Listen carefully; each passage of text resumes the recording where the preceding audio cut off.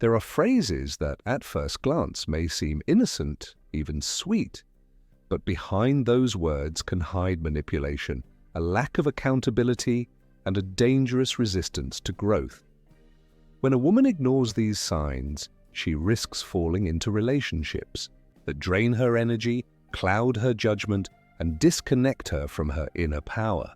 Carl Jung, the Swiss psychologist, spoke of the shadow unconscious, a part of the psyche where we bury traits we deny in ourselves and often project onto others. In relationships, this is where toxic patterns take root. Recognizing the words that reveal these behaviors early on is crucial if you want to prevent long-term harm.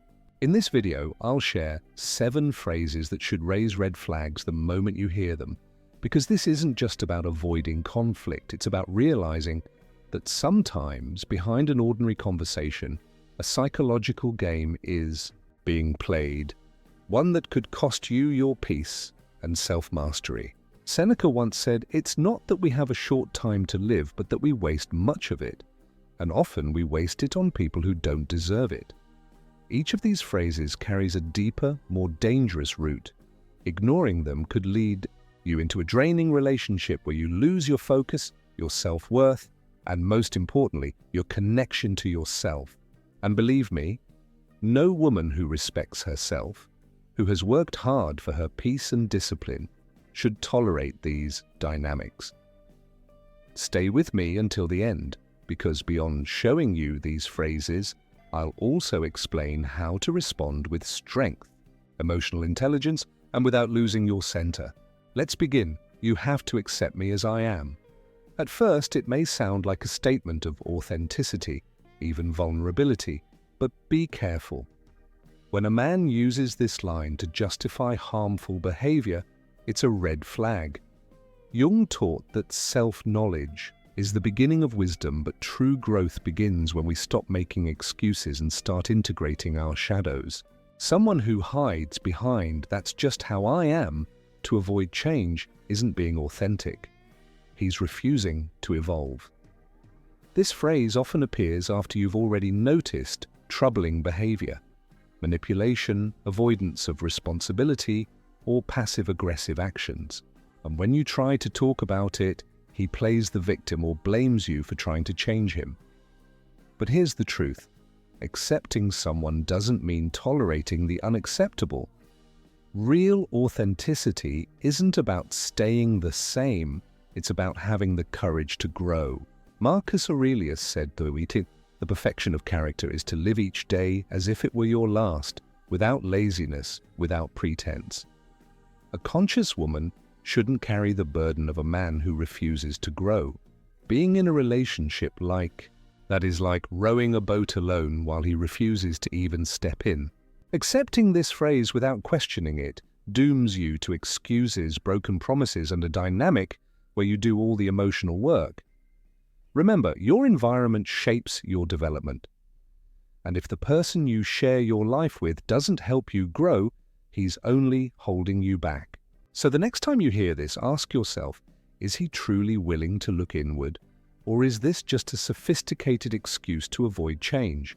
Because if his words hide a constant resistance to growth, denial of responsibility, and defensiveness, you're looking at a pattern that only gets worse with time, and that's only the beginning. After that come other subtle but destructive behaviors until you find yourself sacrificing while he stays exactly the same. Protecting your peace isn't selfish, it's self-care. You're not here to save anyone. You're here to share your life with someone who also wants to grow. Someone unwilling to change doesn't just stall their own growth, they stall yours. Stay true to your values even when your emotions beg you to stay. The next phrase is even more revealing. "All my exes were crazy or toxic." At first, it might sound like he's just venting, but behind those words lies a darker pattern: victimhood, emotional immaturity, and projection. Stoic philosophy reminds us that growth begins with honest self-examination. Epictetus said, "It's not events that disturb us, but our interpretation of them." If a man always blames his exes for everything and never reflects on his own role, chances are he's avoiding his own reflection.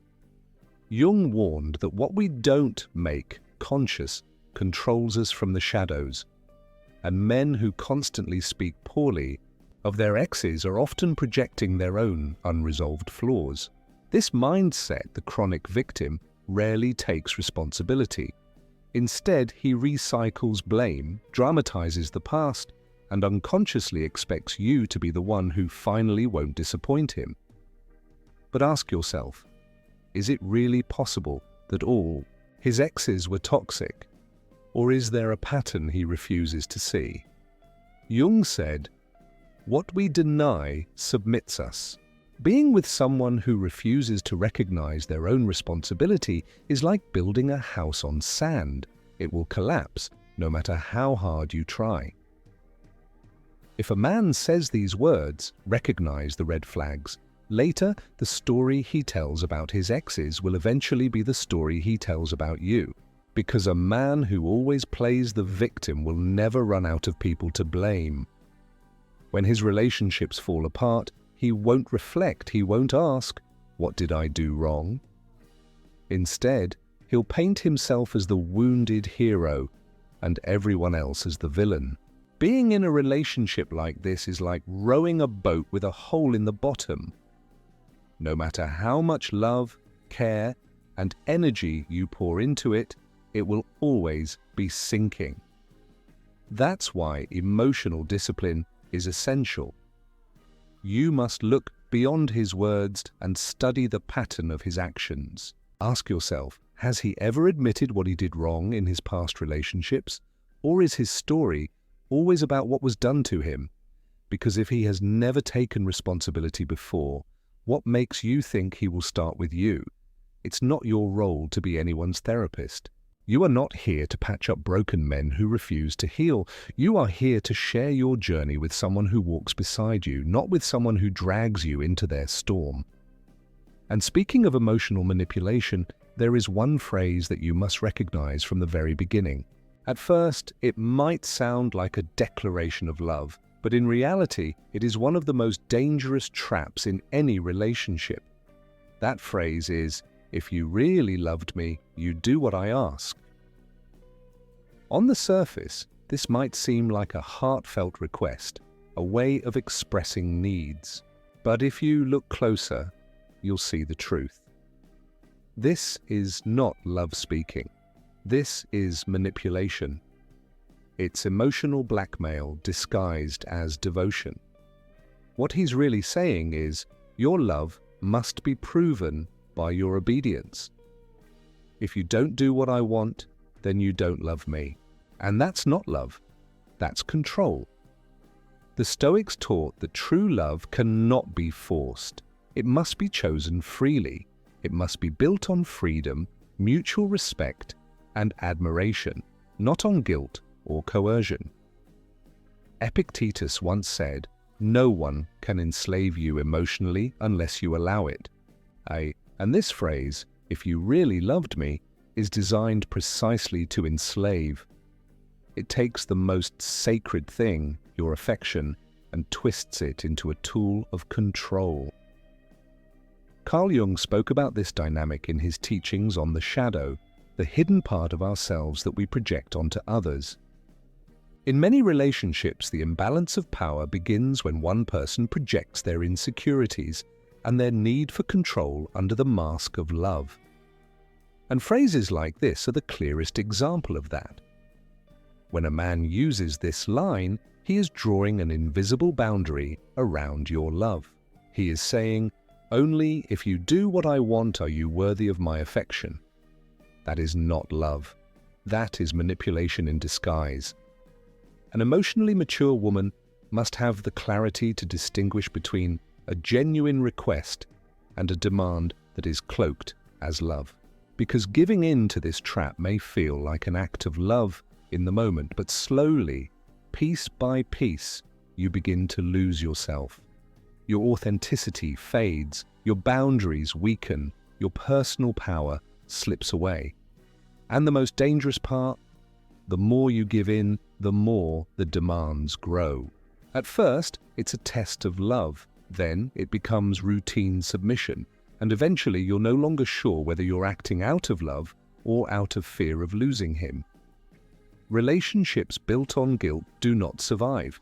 They erode. They poison the soul. So if you ever find yourself in a conversation where someone makes you feel guilty for setting boundaries, for defending your time, your values, or your voice, pause. Recognize what's happening. You are dealing with someone who confuses love with possession. You are not here to please anyone at the cost of yourself. You are here to build a relationship where you can grow, express, and be yourself without conditions. Because when a man says, "If you really loved me, you'd do what I ask," he's not questioning your feelings. He's attacking your character. He's trying to make you believe that love equals submission. That is not understanding. That is not connection. That is control. Carl Jung once said that real love is neither possessive nor manipulative. Real love is a conscious act of shared freedom. Stoic philosophy reinforces this. True love is not about submission, it is about mutual respect. If love becomes a tool for blackmail, it ceases to be love at all. It becomes power disguised as tenderness. And giving in to this blackmail doesn't just wound your relationship, it wounds you. It erodes your self-discipline. It cuts deep into your self-esteem. A woman who has worked on herself, who knows her worth, and who values her truth must not betray what she knows is right, just to avoid conflict. Because every time you surrender against your will, you lose another piece of yourself, and once you allow it, even just once, the tactic will be repeated. First, it's a small request, then a bigger one. And one day, without realizing it, you are living entirely by someone else's desires instead of being the main character in your own life. The response, as any Stoic or student of Jung would advise, is both simple and powerful. Stand firm in your center. Act according to your principles, not according to the fleeting desires of someone who disrespects your boundaries. Because someone who truly loves you doesn't need to guilt you into compliance. They listen to you. They try to understand you. And even when they disagree, they respect you. It is far better to face an uncomfortable but honest conversation than to live with the constant feeling that your freedom is slipping away. You don't need to offer endless explanations. You don't need to justify your decisions in the face of guilt-tripping disguised as love. A wise woman knows not all battles are worth fighting, and battles designed to break your will are not worth fighting at all. But manipulation doesn't always come in obvious forms. Sometimes it comes in phrases so cruel and corrosive that they cut directly into your soul. One of those phrases is this: "You're not enough for me." Hearing these words from someone who claims to love you can be devastating. It doesn't just hurt, it dismantles your self-worth at its core. This is not simply a criticism. It is a direct attack on your identity, your value, and your essence. Carl Jung explained that many people project their inner dissatisfaction onto others, and this phrase, "you're not enough," is pure projection. When a man says this, he's not talking about you. He's revealing his own emptiness, his distorted expectations, his hunger for control. He wants to make you feel small so that you will depend on his validation. But Stoic philosophy reminds us, your worth does not depend on the judgments of others. Your worth is measured by your virtue, your actions, and your alignment with your inner truth. Marcus Aurelius put it clearly, "Do not let another man's soul rule over yours." And that is exactly what this phrase attempts to do, control you through insecurity. A man who belittles, compares, or tells you that you are not enough is not searching for love. He is searching for dominance. He wants to plant doubt in your mind so that he can control your heart. But remember this: you are already enough. The love you give, the truth you live, and the strength you carry are more than enough. And anyone who tells you otherwise is revealing more about their weakness than about your worth. Because in the end, love is not about possession, guilt, or control. It is about freedom, growth, and respect. And if a man uses words that attack your boundaries or question your worth, you must recognize them for what they are: red flags, not declarations of love. Real love does not shrink you. Real love expands you. Many women unknowingly fall into a trap of trying harder and harder, not out of love, but out of a desperate need to earn someone's approval. The cruel truth is that in that game, you will always lose, because the goalpost keeps moving. Today you're told you're not enough for one reason, tomorrow for another. And eventually you're left exhausted, doubting yourself, questioning truths you once knew with certainty. A conscious woman does not beg for affection, nor does she feel the need to prove her worth to anyone. You are not here to shrink yourself, to fit into someone else's ever-changing expectations. You are here to share your life with someone who values you as you are, someone who inspires your growth rather than feeding your self-doubt. So if you ever hear a phrase that shakes your self-esteem, pause, breathe, and remember who you are. Do not fall into the trap of believing you must be more for someone who fails to see everything you already are. That insecurity isn't yours, it's his. As Carl Jung once said, you cannot make someone see your light if they are only searching for their shadows. And as the Stoics would remind us, your peace is worth more than any attempt to fit into someone else's mold. External validation is fleeting, unstable, and often self-serving. True confidence is born when a woman learns to validate herself, to trust her intuition, and to live in alignment with her own values. There is no greater mistake than allowing another person, especially a man who exploits your insecurities, to define your worth. When a man tells you that you are not enough for him, he is not speaking truth. He is projecting his own emptiness, his inflated ego, and his desperate need for control. That phrase isn't about honesty, it is about power. It is meant to reduce you to a place where your mind and self-esteem are constantly under judgment. And the cruel irony is this: that judgment will always be unfair because the rules were never meant for you to win. Carl Jung explained that what we do not make conscious becomes our fate. If you don't recognize these toxic comments early, you risk becoming trapped in a cycle, forever trying to prove your worth to someone incapable of seeing it. And in that exhausting struggle, you lose sight of who you truly are. The Stoics warned us of the same danger. No external opinion has power over you unless you grant it permission. Marcus Aurelius put it beautifully: do not let another's soul rule over yours. If a man insists on making you feel inadequate, the wisest choice is not to stay and try to prove him wrong. It is to walk away with dignity and without hesitation, not out of arrogance but out of self-respect. That is emotional discipline, refusing to let empty words destroy the confidence, clarity, and freedom you have worked so hard to build.